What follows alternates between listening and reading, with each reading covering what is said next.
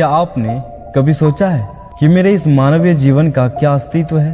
मेरे लिए इस मानव जीवन जो कि ईश्वर की अनमोल देन है, उसकी क्या महत्व है? क्या आपने कभी अपने आप को गहराइयों से जानने का या समझने का प्रयास किया है? मानवीय तौर पर कहा जाए तो हम इस जीवन को सिर्फ अपनी जरूरतों को पूरा करते करते ही व्यतीत कर देते हैं। एक मनुष्य के लिए उसकी जरूरत क्या है? रोटी, कपड़ा और मकान, यही ना?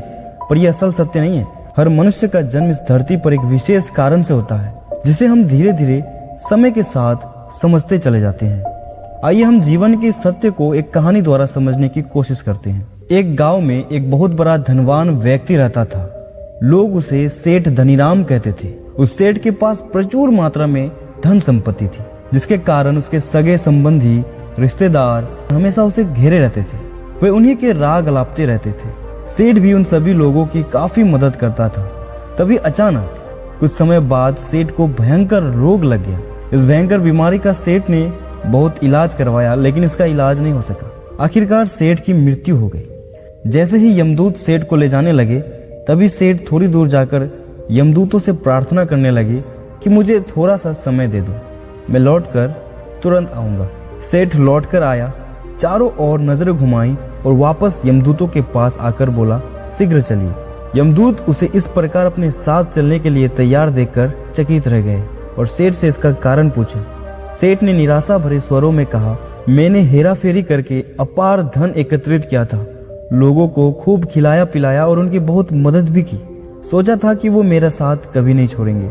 अब जब मैं इस दुनिया को सदा के लिए छोड़कर जा रहा हूँ तो वे सब बदल गए हैं। मेरे लिए दुखी होने के बजाय ये अभी से मेरी संपत्ति को बांटने की योजना बनाने लगे हैं। किसी को मेरे लिए जरा सा भी अफसोस नहीं है। सेठ की बात सुनकर यमदूत बोले, इस संसार में प्राणी अकेला ही आता है और अकेला ही जाता है। इंसान जो भी अच्छा या बुरा कर्म करता है, उसे इसका परिणाम स्वयं ही भुगतना पड़ता है।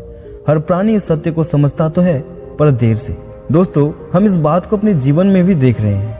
लोग जीवन के सत्य को भूलकर मानव द्वारा बनाए गए जाल जैसे लालच, रुपये पैसे, बुराई आदि तले दब गए हैं।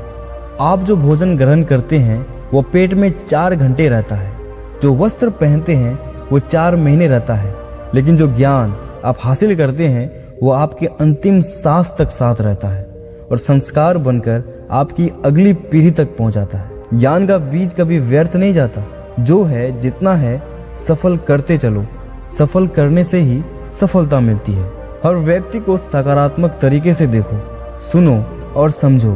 हम जितना ज्यादा पढ़ते हैं, सुनते हैं या समझते हैं, हमें अपनी कमियों का उतना ही ज्यादा एहसास होता है और इसी कमी को दूर करके हम सफलता की मंजिल की ओर अपने कदम बढ़ाते चले जाते हैं। दोस्तों, बस आपको ये करना है कि कोशिश करें कि गलत काम नहीं करें और किसी चीज को लेकर ज्यादा लालची ना करें। अपने सुझाव और सवाल मुझे कमेंट करके अवश्य बताएं। धन्यवाद।